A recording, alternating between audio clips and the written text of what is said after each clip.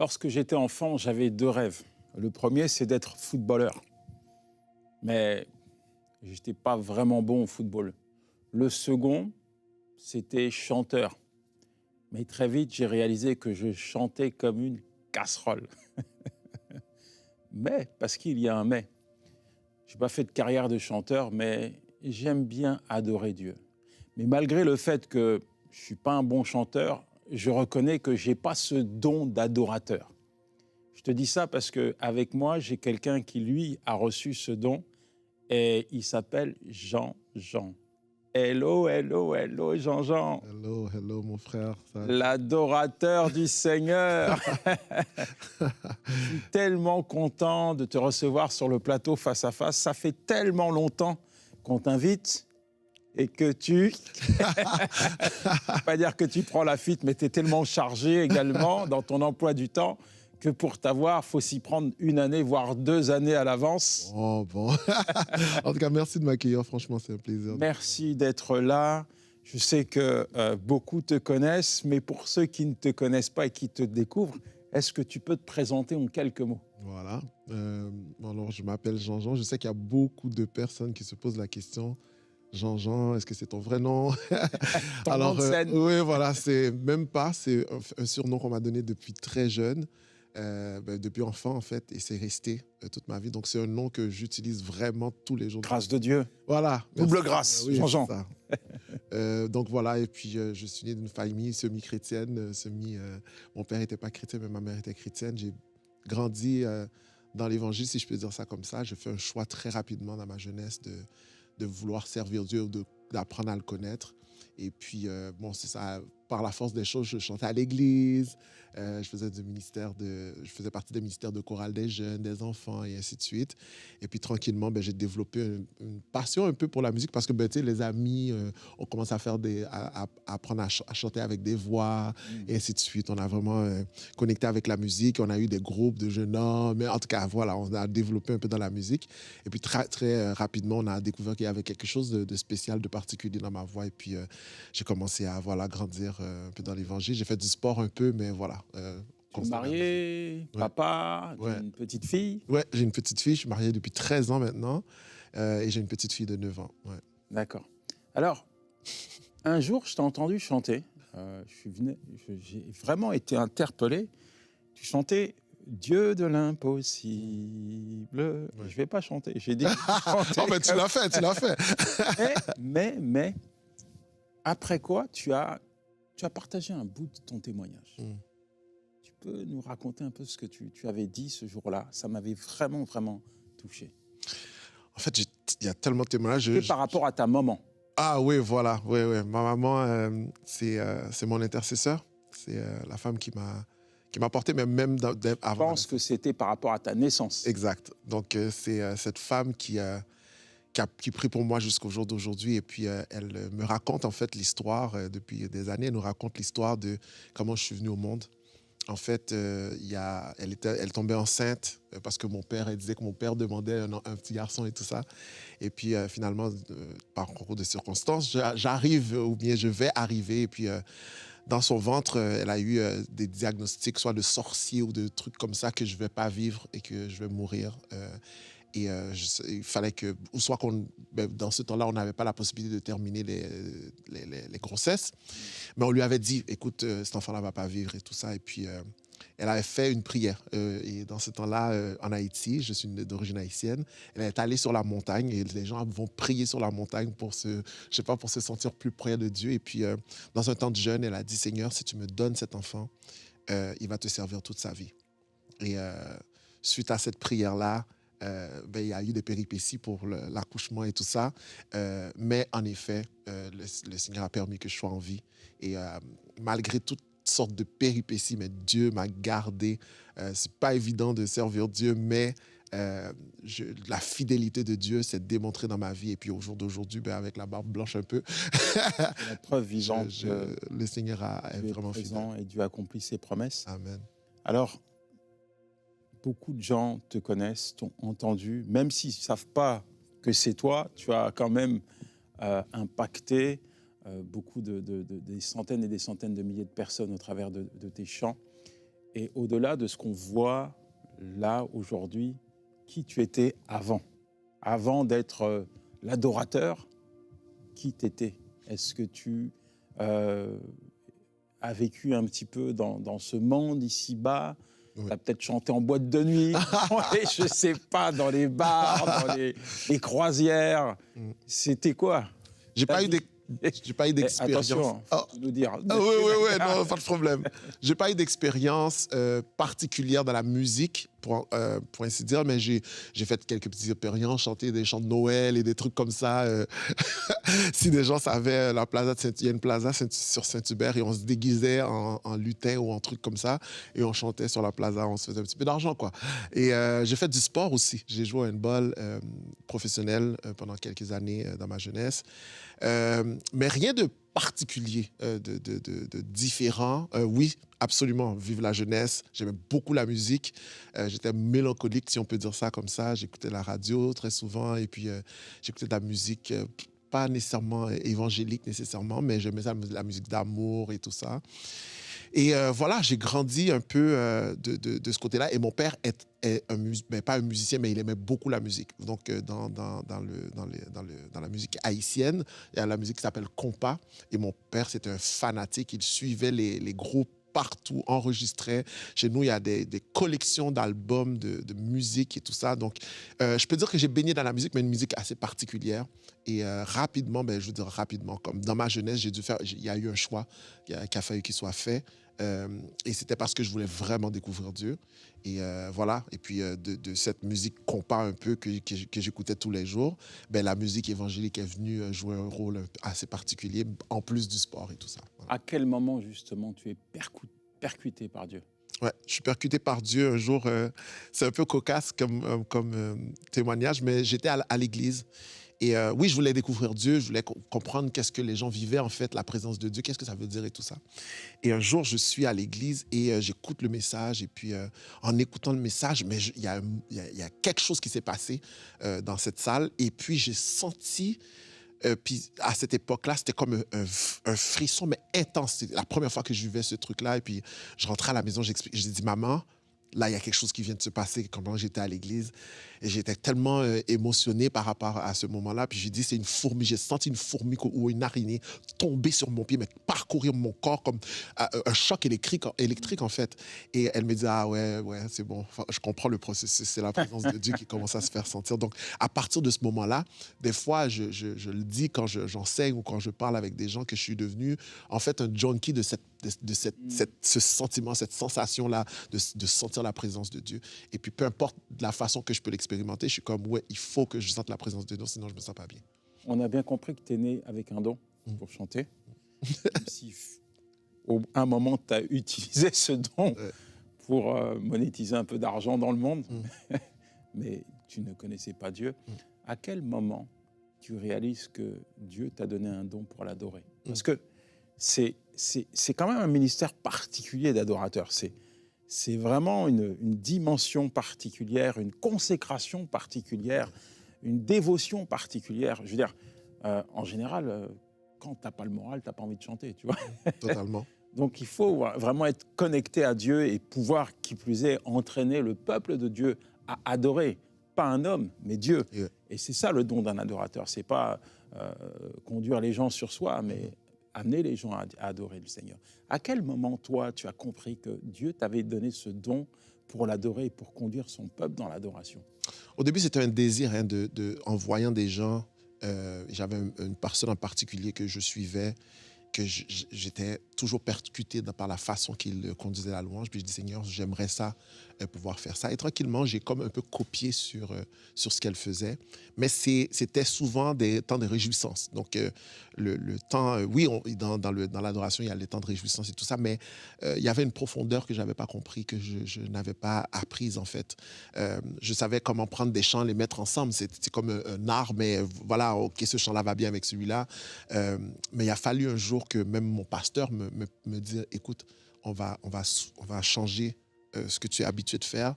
Les gens dansent, ils se réjouissent et tout ça, mais il y a une autre dimension que tu dois apprendre. Et ce jour-là, j'ai dit, ah bon, OK, là, il y a quelque chose que peut-être que je n'avais pas compris. Et il m'a dit, on va arrêter ça. Et puis, Je veux que tu prennes un temps puis que tu cherches cette dimension-là.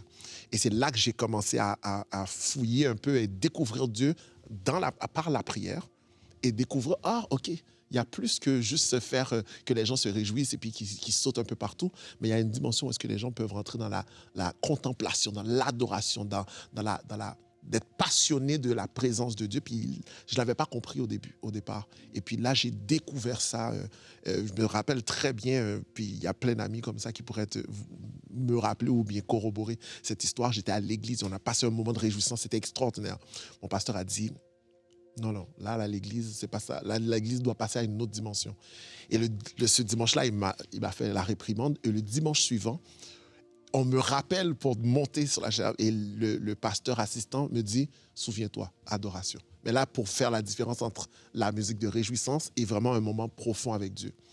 Et ce jour-là, j'ai vécu un moment, et puis je devais conduire l'église, en fait, dans ce moment d'adoration, mais pas avec un training avant ou quoi que ce soit. C'était qu'il fallait que comme on dit, dig deep, que je creuse plus profond pour vivre une expérience avec Dieu. Et à ce moment-là, il y a eu comme un déclic. On a passé un temps d'adoration de contemplation même, que je pourrais dire que c'est la première fois. Et à partir, encore une fois, je vous disais tout à l'heure que j'étais un junkie. Et puis à partir de ce moment-là, j'ai dit, waouh, OK, c'est ça la présence de Dieu. C'est ça. C'est plus que seulement se réjouir, mais c'est de vivre cette relation intime avec lui. Et à partir de ce moment-là, j'ai comme développé ce côté un peu de louange passionnée qui n'est pas limité à de la musique, mais c'est beaucoup plus que ça. Puis pour moi, c'est pas seulement de chanter, c'est comment je donne mon offrande, c'est comment je prie avec ma parole, comment j'adore avec... je peux prendre un verset et j'adore, moi. J'ai appris toute cette dimension-là au fur et à mesure dans le temps. Et puis aujourd'hui, j'ai ce désir même de propager cette piqûre, si je peux dire ça, cette contagion que il y a plus en Dieu. Il y a plus que juste se réjouir, il y a plus que juste de la musique et faire que les gens sont contents, en fait. Parce que la musique, bon, c'est thérapeutique un peu, mais on veut plus que ça, là. Il y a plus que juste se sentir bien par la musique, mais... On sent que tu es un passionné par le sujet. Donc, je m'octroie le droit de te stopper parce que le temps s'écoule. Et je sais qu'il y a beaucoup de gens qui sont très intéressés par rapport à ce que tu dis. Moi, j'ai une question pour toi. En fait, il y en a plein qui ont reçu un don pour adorer le Seigneur. Tu sais, c'est comme le football. Tout le monde va être footballeur, tout le monde sait jouer au foot. Mais très peu réussissent à en faire leur métier. Aujourd'hui, je sais que tu es dans le ministère à plein temps. Tu es invité quand même dans plein de pays pour pouvoir conduire le Seigneur, conduire les gens dans l'adoration. À quel moment ça s'est activé chez toi? À quel moment tu as compris que Dieu t'avait fait pour ça et pas pour autre chose? À quel moment tu as réalisé que c'est pas la peine d'aller bosser parce que Dieu t'appelle à plein temps pour lui? Et je connais les sacrifices qu'il y a derrière. On va pas en parler parce qu'on va décourager les gens. Et je crois que ce qui doit nous encourager, justement, c'est l'appel de Dieu. Parce que quand Dieu te donne une vision, il te donne la provision. À quel moment tu as eu ce déclic? Je pourrais te dire, c'est autour des années 2014. J'étais marié maintenant depuis quelques années. Oui, je faisais de la musique et tout ça, mais le déclic s'est fait lorsque Dieu a commencé à me parler. Je veux t'utiliser et je veux faire avec toi des choses extraordinaires. Je t'appelle à aller dans une autre dimension. Je vais t'envoyer dans les nations. Mais ça a été compliqué pour moi parce que je me disais, ben, il faut que je travaille. Comment je vais subvenir à mes besoins? On n'est pas aux États-Unis où est-ce que la musique nous permet de gagner notre vie. Mais Dieu m'a dit, et le juste vivra par sa foi. Et là, j'ai dit, oh, je comprends pas ce que ça veut dire. Mais il a fallu pendant une ou 2 années que je sois enseigné un peu parce que je faisais pas confiance à Dieu. J'avais pas confiance en Dieu. Pourquoi tu n'avais pas confiance en Dieu? J'avais le contrôle, en fait. Ouais, j'avais le contrôle sur ma vie. J'avais le contrôle sur... Je travaillais, je savais que j'avais un salaire qui rentrait à la maison. Voilà ce qui se passe. Voilà, je vais dépenser cet argent-là pour faire... Donc, de chanter des chants comme dans mon pays, on chante des chants que j'ai confiance en Dieu. Je sais qu'il va prendre soin de moi. Je fermais ma bouche. Même dans des chants anglophones, il y a un chant que j'ai dans la tête qui s'appelle « I trust you ». J'ai confiance. Non, je fermais ma bouche parce que c'est pas vrai. Et je voulais être authentique, en fait. Et je ne pouvais pas chanter ces chants-là parce que je n'avais pas une totale confiance en Dieu. Et c'est à partir de cette année-là que Dieu commence à m'enseigner. Pas pour chanter, mais fais-moi confiance. Si je t'appelle, je vais prendre soin de toi. Je vais faire le travail. Et j'ai un mandat dans ma vie qui est rattaché à mon ministère, c'est en m'élevant, j'attirerai. C'est lui qui va faire l'œuvre. Et à partir de ce moment-là, j'ai comme changé mon mindset, si je peux dire ça, ma façon de penser, ma façon de voir les choses de Dieu et de commencer à faire confiance à Dieu et à partir de là, laisser mon travail et ainsi de suite. Parce que j'étais très bien installé, mais il a fallu que je laisse mon travail et que ce soit une réalité pour moi de dire, de passer de l'étape de ne pas faire confiance à Dieu et recevoir sa parole et dire, oui Seigneur, je te crois, je crois dans ta parole, j'ai foi en toi, mais de dire, OK, maintenant, va par la foi. Et tu as fait le bon choix. J'ai fait le bon choix. Ça a été compliqué de faire ce choix-là. Parce qu'encore une fois... Tu as perdu, mais surtout, voilà, tu sais ce que tu as gagné. J'ai gagné tellement. Et le Seigneur est fidèle. C'est un saut sans filet de sauvetage, mais c'est un saut avec la main de Dieu. Et c'est sûr qu'on n'a pas d'accident avec Dieu. C'est un saut en parachute sans parachute. Voilà, exact. Exact. Mais c'est ça la foi. Jean-Jean, si tu dois parler à une personne qui ressent l'appel de Dieu et qui ne comprend pas encore comment il doit activer l'appel de Dieu, si tu dois parler à une personne qui doit poser un acte de foi pour rentrer dans l'appel de Dieu, ça serait quoi tes conseils? Allez, t'es un coach, t'es plus un adorateur. Jean-Jean le coach, je te donne 5 minutes pour coacher quelqu'un là. Alors, je viens d'en parler et puis la première étape, c'est vraiment d'avoir une confiance ultime en Dieu, de faire confiance à Dieu parce que comme on le répète souvent dans les passages qu'on a appris de notre jeunesse, Jérémie 29, je connais les projets que j'ai formés sur toi. Et Dieu a un plan bien déterminé pour nos vies et il sait ce dont c'est quoi le plan, il sait c'est quoi, comment ça va se passer et j'aime beaucoup prononcer ces paroles. Pour tout ce que Dieu a prévu, il a pourvu. Donc, si Dieu a prévu qu'il veut t'utiliser dans 2 ans, dans 3 ans, dans 4 ans, il sait comment il va t'amener jusqu'à ce point-là. Et cette parole qui m'a été donnée, et le juste vivra par sa foi, il fallait que je m'abandonne complètement. Et il y a des étapes, en fait, pour arriver à devenir ces ministres-là que Dieu va utiliser pour parcourir les nations, pour partager sa parole, en fait, de devenir des évangélistes ou des ministres itinérants, comme le frère nous l'a dit. Mais c'est de complètement s'abandonner entre les mains de Dieu. Et Dieu fait le reste du travail. Tout ce qu'on a à faire, c'est de dire, Seigneur, c'est entre tes mains. Et il prend soin de nous. Il nous donne les finances nécessaires. Il nous donne les partenaires nécessaires. Il fait tout. Donc, tout ce que tu as à faire, en fait, c'est de faire confiance à Dieu. Et il va t'amener dans les différentes dimensions que tu dois atteindre pour faire le ministère auquel il t'appelle. Il va te donner l'onction nécessaire. Il va te donner la grâce nécessaire. Fais-lui confiance. Il y a une réalité, c'est que quand on prie, parfois, on est happé par les réalités qui sont les nôtres, beaucoup par nos soucis, et on passe plus de temps à parler plutôt qu'à écouter Dieu. Mais quand on adore, on rentre dans une autre dimension, une dimension de contemplation. Tu vois, on est des adorateurs. Et je dis souvent que finalement, l'adoration, c'est le terrain du miraculeux. C'est là que tu crées une atmosphère de miracle. Et l'adoration devient la cour des miracles. Et c'est pour ça que le diable n'aime pas du tout voir un chrétien adorer Dieu. Et il fera tout pour nous emmuseler. Alors, parfois, pas nous empêcher de prier, mais nous empêcher d'adorer Dieu. Parce que c'est facile d'adorer Dieu quand tout va bien, c'est encore plus difficile de l'adorer quand tout va mal. Est-ce que toi, tu as une expérience comme ça où tu as vécu quelque chose de divin, quelque chose de surnaturel dans l'adoration? Alors, il y a plusieurs moments particuliers. J'ai partagé à une émission qui s'appelle « C'est mon histoire » et c'était le témoignage de l'arrivée de ma fille. Parce que pendant des années, moi et ma femme, on voulait avoir des enfants, mais par nos propres moyens, on n'y arrivait pas. Et c'est à un moment où j'ai été invité à un événement en Floride et on m'a demandé de conduire un temps de louange. Mais je veux dire, souvent Dieu nous donne des points de rencontre. On pense que c'est nous qui allons apporter, mais c'est lui qui va faire le ministère auprès de nous. Et je suis en train de faire un temps d'adoration et on entend une prédication. Et la prédication concernait Anne. qui priait devant Dieu pour avoir un enfant et tout ça. Et à la fin de la prédication, le prédicateur dit, nous allons adorer. Nous allons adorer, mais vous allez adorer d'une façon où vous allez, sans dire à Dieu qu'est-ce qu'il doit faire, parce que Dieu a contrôle de tout, mais vous allez l'adorer comme vous ne l'avez jamais fait auparavant. Et moi, cette soirée-là, j'ai dit, Seigneur, que tu le fasses ou que tu ne fasses pas, je crois que tu es capable de tout. Mais je t'adore pour cet enfant-là que tu vas nous donner. Et j'ai adoré mon frère. D'une façon...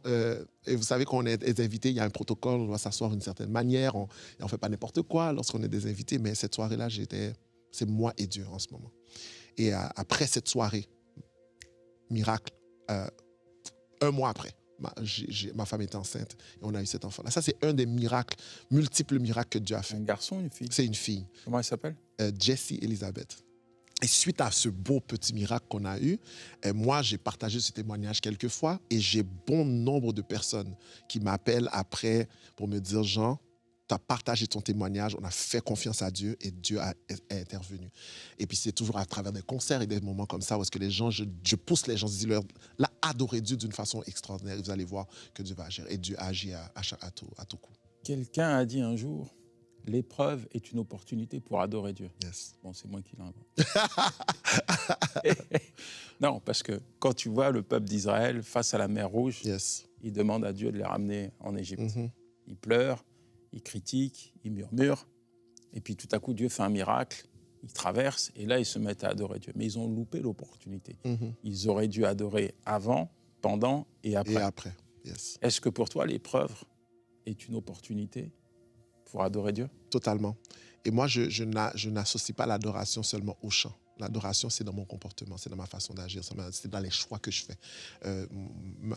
Donne-moi un exemple. Là, je m'intrigue. Là. Ah ouais. Pour moi, l'adoration, c'est même lorsque je veux être en colère et de pouvoir me tourner vers Dieu, de dire, Seigneur, là, ça ne va vraiment pas. Et j'aime Dieu parce qu'il est sage. Des fois, on va dire que Dieu est sage, sagesse à l'éternel et tout ça, mais de comprendre que Dieu est sage et que lorsqu'il te dit, fais silence. Et que tu sais que la situation se règle tout de suite après, c'est là que tu te dis, waouh, Seigneur, même dans mon comportement, ça peut te donner gloire.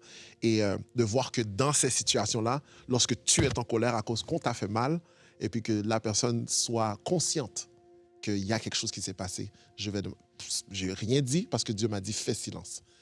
Et dans ce choix, et puis quelqu'un vient te voir pour te dire, je suis vraiment désolé de cette situation. Quelque chose que je ne m'attendais pas, mais simplement par mon comportement. Pour moi, c'était cette adoration que j'avais offert à Dieu, de dire, Seigneur, je t'offre ce moment-là qui est un moment contraire à ce que je devrais faire en temps normal. Je devrais pousser des cris, je devrais frapper les portes et tout ça, me mettre en colère et m'exprimer. Mais là, le Seigneur dit, chut, ne parle pas. Et même dans mon comportement, ça porte une adoration envers Dieu. Tu aurais tellement de choses à dire. Il y a tellement de choses à faire. Je vais te demander de prier. Yes. Parce que je crois qu'il y a des gens à qui Dieu a parlé. Peut-être que Dieu t'a parlé d'une manière, peut-être d'une autre manière. Tu as compris certaines choses. On a parlé de potentiel, d'engagement, de foi, d'adoration, pas simplement dans des mots, pas simplement au travers d'un chant, d'une contemplation, mais aussi au travers d'une attitude, d'un pardon, d'un comportement de tous les jours. Et on est des sacrifices vivants que Dieu doit utiliser, que Dieu doit remplir de sa présence. Et je suis certain que tu as été interpellé par tout ce qui a été partagé par Jean-Jean, mais rassure-toi, le même Dieu qui accomplit tant de choses dans la vie de Jean-Jean peut l'accomplir aujourd'hui dans ta vie. Alors ouvre ton cœur et laisse-toi faire par Dieu. Jean-Jean, merci pour ces prières. Mais Seigneur, merci pour cette opportunité de pouvoir nous approcher de toi encore une fois. Nous ne sommes pas dignes même de prier pour nos frères et nos sœurs, mais couverts par le sang de Jésus, nous approchons et nous approchons avec assurance devant le trône de Dieu. Seigneur, nous voulons te te remettre nos frères, nos sœurs, oh Dieu puissant, qui sont engagés pour le ministère, qui veulent te servir, qui veulent avancer, qui veulent progresser, qui veulent mûrir, oh Dieu puissant, dans le ministère. On prie pour eux en ce moment, Seigneur puissant, que tu fasses une action surnaturelle dans leur vie, que tu agisses puissamment pour leur transformation, pour que leur vie devienne cette vie d'adoration, cette vie de louange, cette vie qu'ils veulent mener, non que ça ne soit pas seulement en parole, en chant, mais que ce soit une réalité tous les jours de leur vie, dans leur comportement. Seigneur puissant, dans leur conversation, dans leur façon d'agir, d'interagir au Dieu puissant et dans leur amour pour ton peuple, Seigneur Dieu puissant. Nous prions maintenant, Seigneur Dieu, que tu interviennes puissamment en faveur de tes enfants, ceux qui veulent te servir, ceux qui ont la foi, mais qui ont peur, Seigneur, en ce moment, de s'abandonner entièrement et de te faire confiance. On prie pour ceux qui sont appelés au ministère et qui ne savent pas par où commencer, Seigneur Dieu puissant, mais on prie que tu donnes la stratégie, tout comme tu l'as fait pour ton serviteur. Tu peux le faire pour eux aussi. Donne la stratégie, amène les personnes, donne le mandat, montre au Dieu puissant, montre comment faire au Dieu puissant, établis au Dieu puissant ces ministères au Dieu puissant. Je sais que tu peux le faire et je sais que cette prière est peut-être entendue aujourd'hui, mais elle sera entendue des années et des années plus tard et je sais qu'il y aura un impact certainement pour quelqu'un qui a besoin d'être fortifié, d'être encouragé au Dieu puissant. Et je prie maintenant pour ce ministre ou cette ministre au Dieu puissant qui est prête à prendre son envol et qui ne sait pas comment faire confiance. Mais Seigneur, je prie qu'elle relâche entièrement sa volonté, qu'elle relâche entièrement les rênes et qu'elle te fasse entièrement confiance aujourd'hui. Tu l'as fait pour moi, tu l'as fait pour Yanis et certainement tu vas le faire pour lui ou pour elle. Prions au nom de Jésus. Amen. Maintenant, tu vas faire quelque chose pour moi, mon frère. Il reste 2 minutes. Oui. Les 2 minutes les plus importantes de cette journée. Je te demande 1 minute de ton temps. Chante a cappella, mon frère. Oh, waouh! Waouh! Il y a un chant qu'on a parlé tout à l'heure. Voilà. C'est celui-ci. C'est le chant, en fait, qui a tout changé dans ma vie aussi. Voilà. Il va changer ma vie, alors. Je veux l'entendre. Amen, amen. Ça dit, tu changes toutes choses, oui. Tu changes toutes choses et avec toi, je veux avancer. Tu changes toutes choses, oui. Tu changes toutes choses et avec toi, je veux avancer. Et dans ma vie, ce chant a eu un impact et a vraiment tout changé. Eh ben, j'espère qu'au travers de ce chant, eh bien, qui s'inscrit dans ton cœur, Dieu va tout changer, tout bouleverser. Merci Jean-Jean pour ta présence. Je sais que, je te l'ai dit, tu passes en boucle à la maison. Tous les matins, tu es présent. J'ai un panneau à mon portail, il y a marqué « Chien méchant ». Mais si tu arrives à la maison, mon chien va te sauter dessus, va te faire la fête, tellement il sera heureux de te voir parce qu'il a l'habitude de te voir à la télé. Un mot de la fin? Je veux simplement encourager tout le monde, tout un chacun, à se renouveler dans la présence de Dieu, à chercher la face de Dieu, à être fortifié. Lorsque vous êtes fatigué, tournez-vous vers le Seigneur. J'aime cette parole qui dit lorsqu'on tourne vers lui les regards, on est rayonnant de joie et le visage ne se couvre pas de honte. Tournez vos regards vers Dieu et vous verrez que Dieu va agir certainement dans vos vies. Merci, merci. Nous apportons nos salutations à ton épouse et à ta fille et puis gardez ce que vous avez reçu de la part de Dieu, qu'il vous bénisse et qu'il change, mais alors qu'il change toutes choses dans votre vie. Vous voyez, avec Dieu, tout est possible. Et la preuve en est au travers du témoignage de Jean-Jean. Ciao, c'était Yanis Gauthier.